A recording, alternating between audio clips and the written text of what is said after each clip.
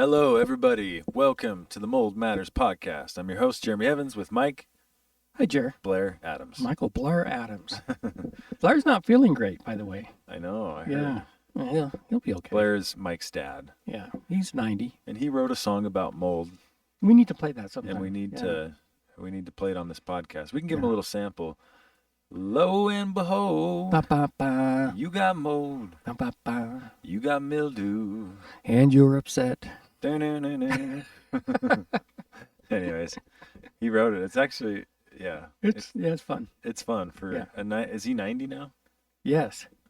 And he In was fact, probably this is a 88 funny when he story. wrote This it, but- is a funny story. So we were tending Brandon's kids the other night, and it was bedtime. So Jet always wants either me or Tony to lay in his bed for a minute and Yeah. talk about stories or something, you know. Yeah. And Jet has a Siri thing right by his bed. Mm-hmm. We had no idea he knew about this. It said, Siri, play Stand Your Ground by Blair Adams.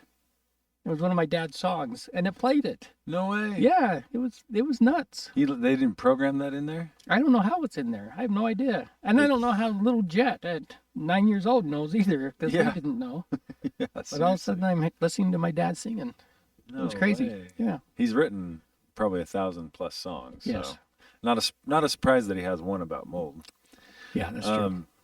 Mike, let's talk about an aspect of mold today that again, I feel like we run out of topics, but I actually was looking at my phone today. You can't run out of topics. I have 10 It's more crazy. that Yeah. we have talked about Yeah. talking about.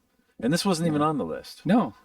But you've been diving into biofilm. Okay, let me give you some background on this. Okay. I study a lot. Yeah. I don't know that I retain a lot, but I study a lot. Yeah. But Yeah. I've always tried to reconcile this one thing.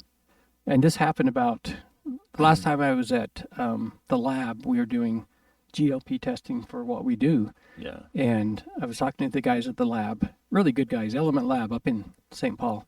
Yeah. But we were talking about bleach. A lot of people spray bleach on mold. And the guys in the lab said, oh, yeah, bleach kills everything. And I didn't say anything because I didn't want to look stupid, but I knew for the past 10 years I've been telling people, no, bleach does not kill mold very well at all. Yeah. So I wanted to figure out, okay, what am I missing? And so it brought me back to some theories that I'd had in the past few years about surface tension and bleach, Yeah. where, okay, bleach is going to stay as a droplet or when you spray it on, and it can't get down and kill the roots. Yeah. Roots is not the right word, mycelium and hyphae. So I've always stood by that. So that makes sense that in a lab where they put all their organisms on either a glass slide, Yeah. it's not going to sink down into something like particle board, Yeah. right? Yeah. So yeah, for them, bleach and wipe it off and it's gone. Yeah. Different in the real world. But then I started digging a little bit deeper, and I realized that biofilm is a big issue with mold. Yeah. And I don't think many people recognize it or even talk about it. Yeah. So anyway, biofilm, what I've learned. Tell Jared. us about it. Yeah. So mold comes in from outside, and we've always said, mold has this luxury of being able to bounce around until it happens upon some moisture somewhere. Yeah. Almost any surface, there's going to be some nutrition because, Mm-hmm. people say it's got to find food and water. Well, it really just needs to find moisture because even dust is enough to sustain life, Mhm. right? Yeah. And so we've always said, okay, so it's going to find different places in the home where it's got a little bit of moisture, and then it's going to start to colonize. And that all makes sense. And we explain it to them. It's in the windowsills, it's in the grout in your shower, it's on the ceiling of your shower, it's in the first few inches of every drain before you hit the water in the P-trap. It's in front-loading washing machines. There's a multitude of places where there's just enough moisture for it to colonize. But what I've recently kind of dove into, is it Dovin? Devin? Just kidding. Dived. Dived. What I've recently been interested in is this thing called biofilm. And what it really composed of is once you have colonized mold, the mold starts to build kind of like a little fortress over its head. Yeah. And this fortress is composed of polysaccharides, which is sugar. Sugars. Yeah, Yeah. basically a chain of sugar molecules. Yeah. And then beta glucans and proteins. And I think there's DNA maybe. yeah, there's they call it eDNA. Yeah. Yeah, external DNA. Yeah. And so anyway, it's all these things that can affect your health is actually on top of the mold spores themselves. Yeah. So I think additionally, along with that surface tension problem with bleach, it's also what you're doing when you spray bleach on biofilm, Biofilm. is it's killing it's attempting to kill the biofilm. Yeah. So it looks better.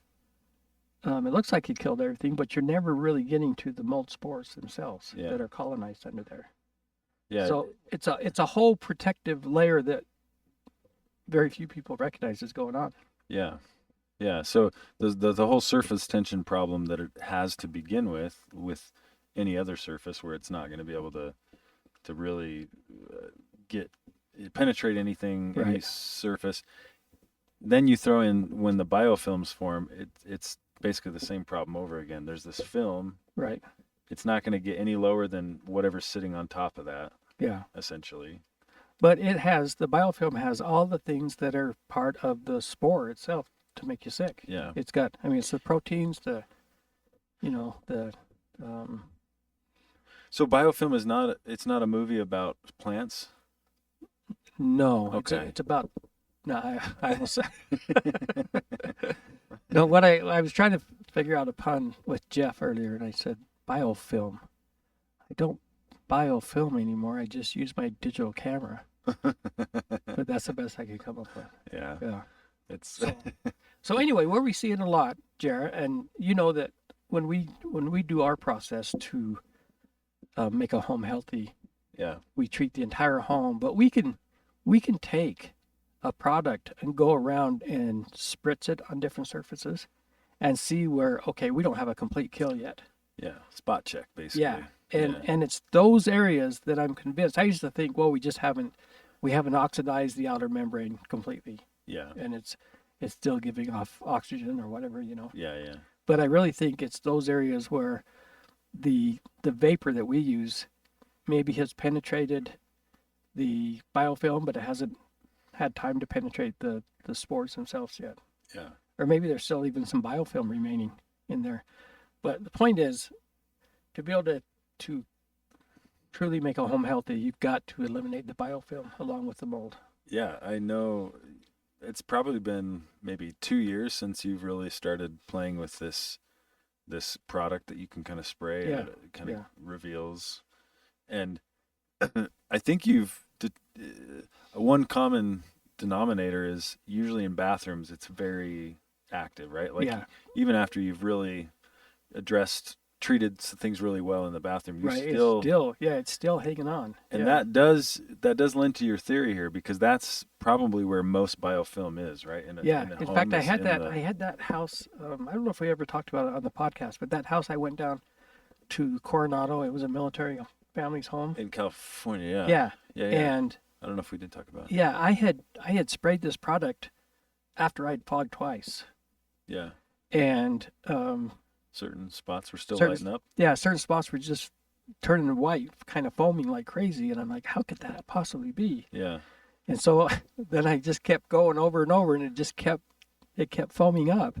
Yeah. So then I finally, okay, I gotta treat this again. So I fogged that area again, and then finally it had given up the ghost, so Yeah, to yeah, speak. yeah, It yeah. was done, but it took a long time, and that was literally on metal within a Interesting. ductwork. Mm. But and then that got me thinking, okay, how can that be the metal? But that house was also about 100 yards from the ocean, Mm. and I think the Yeah. salty water pits, the metal ductwork, those pits collect dust. All of Yeah. this stuff is on the nano level. We can't see what's going on, Yeah. Yeah. but I think it's a big deal. Yeah. Well, I know in the chemical world, like when you talk chemicals with people, especially Yeah. especially those that are designed to kill mold and bacteria and things. Yeah. When you say, yeah, like I've been to some conferences, probably not with you, but I'm thinking of some where, you're with some chemists or just uh, industrial hygienists, and you're talking chemicals, which it's a good time. Oh, it's a great time. Yeah. It's just great. Yeah. And whether they, as soon as you say, yeah, we use a product, I mean, I guess you could say we use a series of products, but when you're talking about The kill. the Yeah. kill and the main kind of product, Yeah. when you say, yeah, it takes care of the biofilm, that's a big deal in Yeah. that world because a lot bleach and a lot of others do not. Right. And there, I would say there's probably of the safe chemicals, there's probably only a few in the whole world that actually can take care of Could the biofilm. penetrate Maybe that. only Yeah. one or two. I don't know. I'm starting to think there's one. Yeah, there may only Yeah. be one. I seriously, it's Yeah, well, it's not only the type of chemical being used, but it's the method of delivery delivery. of Yeah. how you deliver that. Yeah. Yeah. That really is kind of the secret. Yeah, and I don't know if you could correct. You could tell me on this, Mike. But when you're a chemical manufacturer, is biofilms something that's on you can list on your label too, as a claim?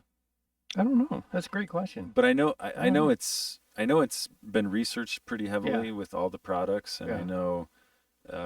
know, when you talk to people, if they're concerned about the biofilms, like, Yeah. well, yeah, but what are you going to do about the biofilms? Right. So if you have a Yeah. product that does the biofilms, that's a big deal. Yeah. And it's not going to be a spray. Yeah, I'll tell you that right now. Yeah. The spray is not going to do it. yeah. So yeah, biofilms. I guess a couple other things we could say, Mike. Um, I was actually looking into this earlier. Of the main molds that we deal with in homes, Yeah. pretty much all of them produce some level of biofilms. Like Yeah. It's some kind more of than their others. it's kind of their method of protecting themselves. Yeah, I mean, this organism has been around millions of years. yeah, It's pretty good at surviving. you yeah, know? yeah. And I don't know the full extent of it because I haven't done as deep of a dive as you. But essentially, this biofilm. I mean, there's routes that are carved into it, and it's even part of its communication network. Apparently, It is. Yeah. the way that the microorganisms communicate is somehow through this biofilm's Yep. matrix, is what they call it. And That's I crazy. I think it's lipophilic or lipid soluble. I can't remember if it's lipid soluble or lipophilic, but it knows it wants to let oxygen in Yeah, and moisture in, but you have to have a very specific chemical and delivery to penetrate it. hmm It's tough stuff. yeah. It's yeah. I mean, it's like you're saying. It's designed everything mold. I guess it's kind of like civilization in general, right? We kind of evolved to survive. Yeah. Mold's maybe no different. I don't know the evolution of it, but it's definitely everything that it does is so that it can survive. I mean, it's from its eating to the Yeah. mycotoxins being released to like fend off competitors to this biofilm thing, Yeah. even to the mycelia, and like really grabbing onto the and Right. like working its way into the substrate. Like Yeah. essentially anchoring down. It's like it's building its own tunnels and sending kids down Soldiers. there. Look, if we die, you guys go ahead and find a mate and keep the family together. Yeah, keep the posterity going, Yeah, please. so- Keep the name. Keep the Keep the name name going. Yeah. K-tomium all the way, You- baby. Hey, if K-tomium messes with Stacky, you help K-tomium out. Yeah, Yeah. exactly. One thing that I was kind of listening to on the way over to do this podcast today was a doctor who, he was talking about biofilms, and Yeah. and he believes that there's a lot of doctors with various theories. His theory was that we all have biofilms in us because they do kind of form in us Yeah, as well. But right. he kind of thought that you can get to the level where biofilms inside you are a problem as well, which is not a common thing I've heard before. But he started talking about Pseudomonas aeruginosa. Uh-huh. You recognize that Yes. microorganism? Yes. He talked to that about that as being one that can really form a strong biofilm. And as you know, when we did some major testing on our process, Right. that was one of the microorganisms that was chosen. Correct. And interestingly, not only the biofilm reason, but it's generally considered a very resistant bacteria, very resistant to being antibiotic resistant is Yeah. the right word I'm looking Right. for. Um, Right. Microorganism, and it's evolved to where like it's going to survive. Like it's Yeah. really hard to. Heat doesn't bother it, does it? As far I as I don't think know, so. it's hard to It's oxidize very it. hard to Yeah. kill. Yeah. It has a lot of protective measures in place. Well, it's Um, basically the whole subject of we're building a super bug or a super germ, yeah, accidentally by prescribing too many antibiotics. yeah, But the same thing is true with mold. I think mold obviously continues to improve itself yeah, and make itself more hardy. yeah. We're in a So competition with mold, yeah, humans versus mold, I talked to a but we lady on don't the know. plane. We don't know we're in the competition, but they're They evolving. know. They know, Yeah, and they're adapting. I talked to a lady on the plane once that she had studied microbiology in college, and she said it really freaked her out. She said Really, if you dive into mold too much, it's like, holy cow, mold is going to take over the world someday. seriously. Yeah, you start talking about those. Like, have you seen the experiments where they have slime mold and they teach it to go different places, Yeah, and it's almost like it has. as an intelligence. Yeah, yeah, Yeah, it's nuts. yeah. That is a great premise for the next horror movie. It is. Mold, It really slime is. mold takes over the world. Oh That man. would be great. Yeah. So, And then pure maintenance to the rescue. so as far as like, so biofilms, is there anything? And we kind of talked about it a bit, but as far as like the everyday person, what's the relevance, or how can they I apply think, this to yeah, their I think life? this is it. I think that, well, we've said this for years that people get too hung up on spore trap tests, like Oh yeah, how many spores are in the air at any given time, yeah, and that can or maybe doesn't tell you the condition of your home yeah, relative to your fungal load. yeah, And it's just realize that it's not just the spores. It's yeah, you gotta if you have a moldy home, you got a whole bunch of stuff going on, and it's complicated. yeah, It's really complicated, and it's not something where you can just like people thought for years, just spray some bleach on it, you'll be fine. yeah, It's not going to work, and it really is. Years ago, I had a licensee call me and said, "Mike, we're in trouble." And I said, "Why is that?" And he said, "Doctors use dead mold to see if their patients are allergic to certain types of mold." yeah, And I said, "No, I don't think that's true." Anyway, his point was, we say we kill or we denature the mold, and his thought was, can still be allergenic even after we denature it. Well, after doing some research, I realized doctors don't use dead mold at all. They use protein from live mold, yeah, and with our process, it completely denatures the fold or the folds of the proteins to where it's not yeah, recognizable by any yeah, receptors. So it's safe after we're done. yeah, But yeah, it's not just the spores in your air. It could be all kinds of stuff going on surfaces that get disturbed, and in fact, I did yeah, a search once on total fungal load in a home and what percentage are accounts for, or what percentage would be just the spores in the air of your total fungal load of a home. And what I found was 5 to 10% are spores. The yeah, other 90% are this other stuff we're talking yeah. about. Biofilms plays into that as Colonized well. mold, yeah. Colonized mold, yeah, yeah. All the mold that is not even visible but Yeah, hasn't aerosolized. I right. mean, I mean, we know there's mold outside, and yeah, outside air is great. It's yeah. good for you. That's an So, interesting stat, and I totally agree. So yeah. I guess one of the implications is, you know, as if we haven't talked about how bad spore traps are I should say as a sole measure for trying to Yeah. figure out the mold load. But this kind of adds one more layer to it where it's like, yeah, I mean, because in theory, you know, how many millions or whatever spores could be trapped inside the biofilm as well, right? Oh, yeah. And they, like you're saying, they would never Trillions. get Yeah. out. Yeah. And so, and I don't even know, this would be something, I imagine if you did a swab test on a biofilm, if Hmm. they cultured it, it would probably grow, right? I'm sure it would. Yeah. So, I mean, there is that. Well, actually, maybe I'm not sure it I- would yeah, because I it don't- needs to get to the spore itself. That's the. Yeah. I guess Well, if no, you you can kind of yeah, you yeah. could grow mold off of a fragment. Yeah. Yeah, so if And you picked up a fragment, you'd be okay. yeah, and if you kind of yeah. Okay. Any other I don't know, implications for life for this? There's No, more to just be researched and yeah, understood with it, just but know that if get some help if your home is, or if you feel like your home is unhealthy, because it may very well be. yeah. You know. Yeah. All right. Well, Mike, thanks for Hey, you're taking off for Armenia, huh?